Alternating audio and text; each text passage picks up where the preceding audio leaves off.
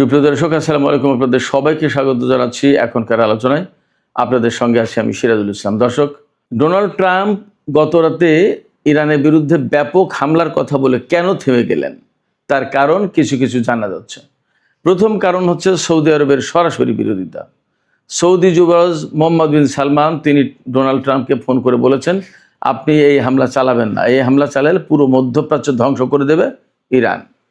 অতএব Donald Trump ওখানেই থেমেছেন। এর ভেতরে খবর এসেছে বাহরাইন এবং কুয়েত থেকে আমেরিকা সেনা প্রত্যাহার করে নিচ্ছে। বলা হচ্ছে এই সমস্ত সেনা ইসরায়েল এবং ইউরোপের কোনো কোনো দেশে রাখা হবে। এটাকে আমেরিকা রিডিপ্লয়মেন্ট বা নিরাপত্তা পুনর্বিন্যাস বলছে।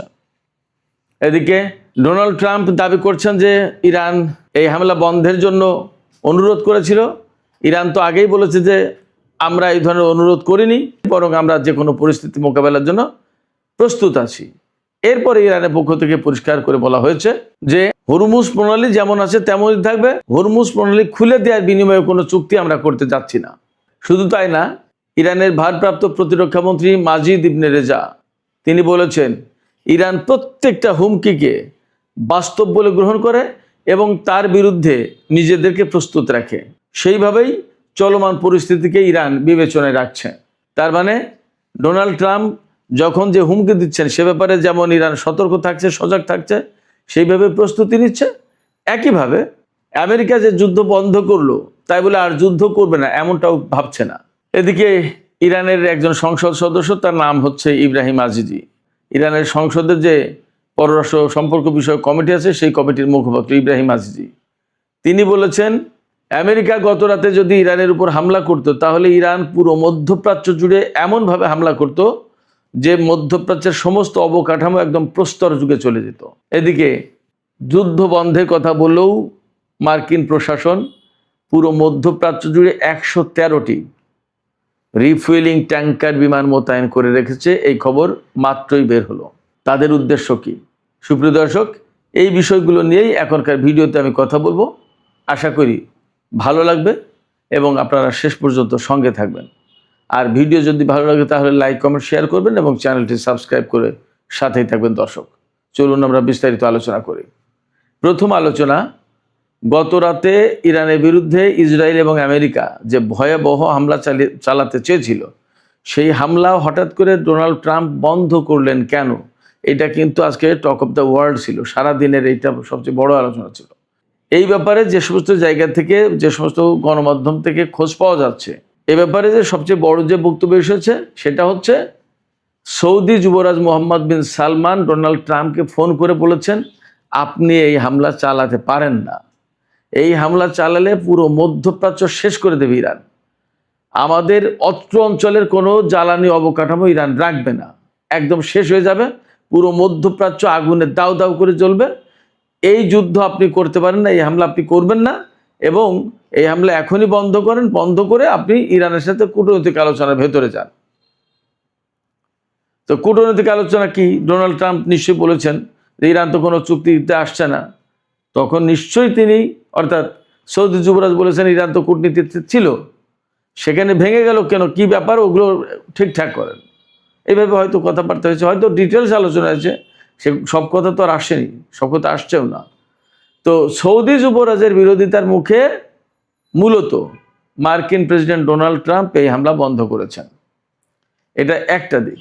আর বাস্তবতার নিরিখে যে বিষয়টা থাকছে সেটা হচ্ছে যে সত্যি সত্যি ইরানের যে প্রস্তুতি ছিল, গত রাত আমি ব্যক্তিগতভাবে 3টার পরে ঘুমিয়েছি, কারণ যুদ্ধ একটা হওয়ার প্রবল আশঙ্কা ছিল, সেইভাবে প্রস্তুত ছিল। এবং এর বিপরীতে ইরান সর্বোচ্চ সতর্ক অবস্থায় ছিল। ইসরায়েলের সামরিক বাহিনীকে যেমন হাইয়েস্ট অ্যালার্টে রাখা হয়েছিল, ইরান জুড়ে ইরানের সামরিক বাহিনী একই অবস্থায় ছিল এবং তাদের প্ল্যান ছিল যত বড় হামলাই হোক না কেন হামলা প্রতিরোধ করে ইসরায়েল এবং পুরো মধ্যপ্রাচ্যের অবকাঠামো একদম শেষ করে দেওয়া হবে। এই যে অবস্থা ছিল, এই অবস্থায় আসলে কারোর কোনো রক্ষা ছিল না। ইরানের ক্ষয়ক্ষতি যা হতো হতো, কিন্তু ইরান পাল্টা যে হামলা চালাতো তাতে রিয়েলি যে সিচুয়েশন তৈরি হতো তাতে মধ্যপ্রাচ্যকে চেনা যেত না আজকে। সেই জায়গায় সৌদি যুবরাজ মোহাম্মদ বিন সালমান মধ্যপ্রাচ্যকে বলা যায় যে বাঁচিয়ে দিয়েছেন। এরপর ডোনাল্ড ট্রাম্প কি বলবেন সারা বিশ্বের কাছে? তিনি তো বলেছেন যে আজ রাতেই ইরানের উপরে হামলা চালানো হবে এবং তার জন্য ইসরায়েল এবং আমেরিকা একসাথে কাজ করতে যাচ্ছে। ডোনাল্ড ট্রাম্প যখন সৌদি যুবরাজের ফোনের পর হামলা বন্ধ করলেন, তখন তিনি কি বলবেন? তিনি বললেন যে ইরান এবং মধ্যপ্রাচ্যের কয়েকটি দেশ তাকে অনুরোধ করেছেন যুদ্ধ বন্ধ করার জন্য এবং ইরান চুক্তির জন্য রাজি হয়েছে। ডোনাল্ড ট্রাম্প তার ট্রুথ সোশ্যালে বলেছেন যে আমি যে শর্ত দিচ্ছি সেই শর্ত হতে হবে এরকম যে হরমুজ প্রণালী তাৎক্ষণিকভাবে খুলে দেবে ইরান এবং ইরানের পরমাণু হুমকি দূর করবে, অর্থাৎ পরমাণু কর্মসূচি বাতিল করবে। ইরান নাকি এই ব্যাপারে রাজি হয়েছে, অথচ ইরানের পক্ষ থেকে একদম সরাসরি বিবৃতি দেওয়া হয়েছে ইরানের পররাষ্ট্র মন্ত্রণালয়ের পক্ষ থেকে, ইরানের পররাষ্ট্রমন্ত্রীর পক্ষ থেকে, যে এই ধরনের কোনো আলাপ আলোচনা বক্তব্য ইরানের পক্ষ থেকে দেয়া হয়নি। একদম ডাহা মিথ্যে কথা ডোনাল্ড ট্রাম্প বলেছেন, এইভাবে বলছেন। এখন ডোনাল্ড ট্রাম্প কেন বললেন এ কথা? তাহলে ওই যে নিতান্তই মুখ রক্ষার জন্য। এবং বাস্তবতা হচ্ছে কি, এর আগে কয়েকবার ডোনাল্ড ট্রাম্প এরকম হুমকি ধমকি দিয়েছেন, ভয় দেখিয়ে ইরানকে চুক্তিতে বাধ্য করতে চান, সারেন্ডার করাতে চান। কিন্তু ইরানের বক্তব্য হচ্ছে যে আমেরিকার কাছে তো ইরান সারেন্ডার করবে না। এবং শুধু তাই না, যুদ্ধ আমেরিকা শুরু করেছে, কিন্তু যুদ্ধ আমেরিকা শেষ করতে পারবে না। যুদ্ধ আমাদের কথাই শেষ হবে, অর্থাৎ আমরা যেদিন বলবো যে আজকে যুদ্ধ শেষ, সেদিন শেষ। এর মানে হচ্ছে মধ্যপ্রাচ্যে আমেরিকাকে অনেক বড় খেসারত দিতে হবে মনে হচ্ছে। ইরান ছেড়ে দেবে না, কারণ ইরান বিষয়টা এইভাবে দেখছে, তাদের সর্বোচ্চ নেতাকে হত্যা করা হয়েছে, তাদের বহু সংখ্যক বেসামরিক লোকজনকে হত্যা করা হয়েছে এবং তাদের প্রচুর সংখ্যক অবকাঠামো ধ্বংস করা হয়েছে। এই যুদ্ধ তো কোনো প্রয়োজন ছিল না। ইরান পরমাণু কর্মসূচি পরিচালনা করছে আন্তর্জাতিক আণবিক শক্তি সংস্থার তদারকির আওতায়।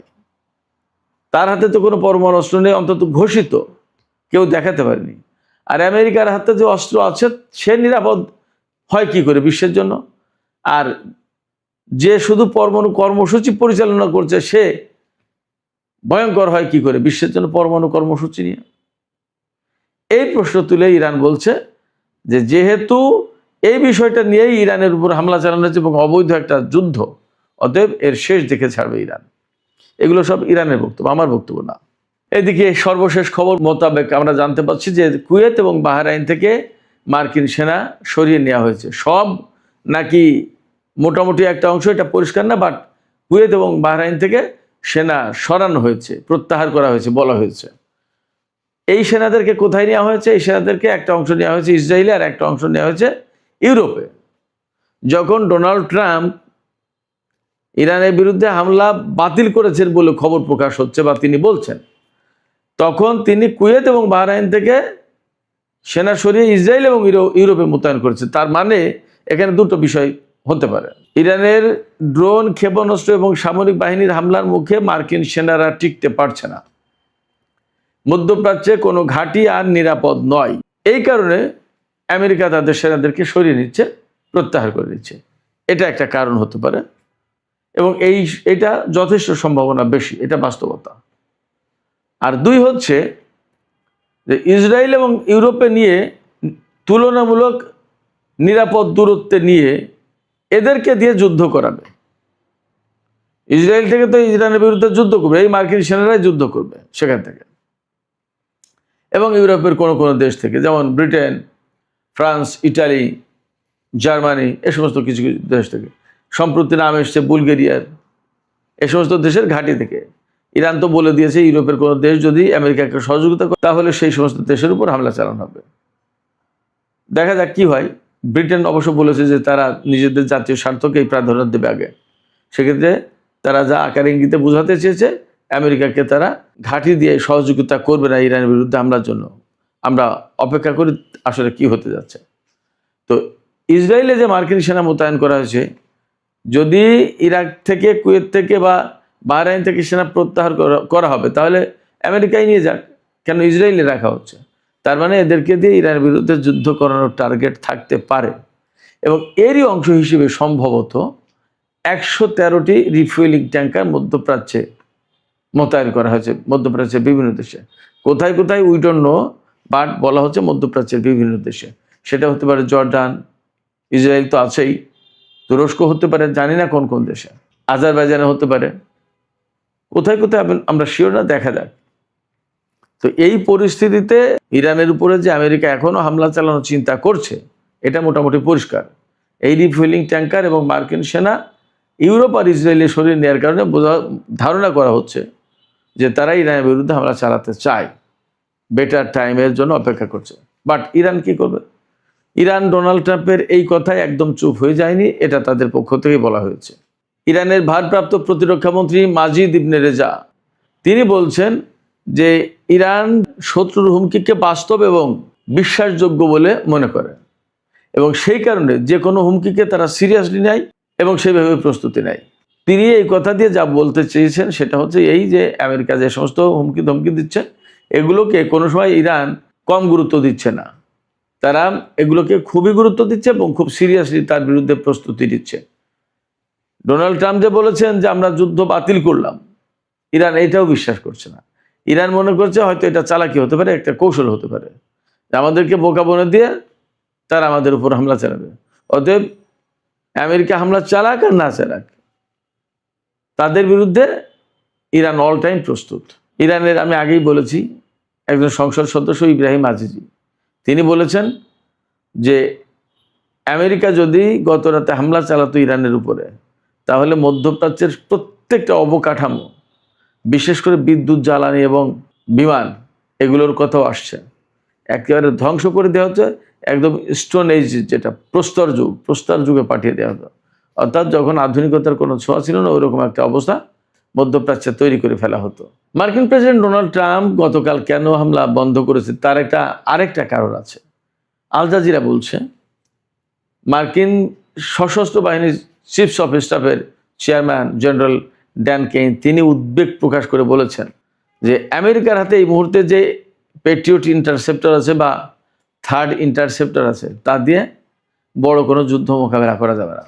আন্তর্জাতিক যে নিরাপত্তা গবেষণা ইনস্টিটিউট ICIS যেটা, তারা বলছে আমেরিকার হাতে যুদ্ধের আগে 2300 অর্থাৎ 2300 পেট্রিয়ট ইন্টারসেপ্টর ছিল, এখন আমেরিকার হাতে মাত্র 827টি।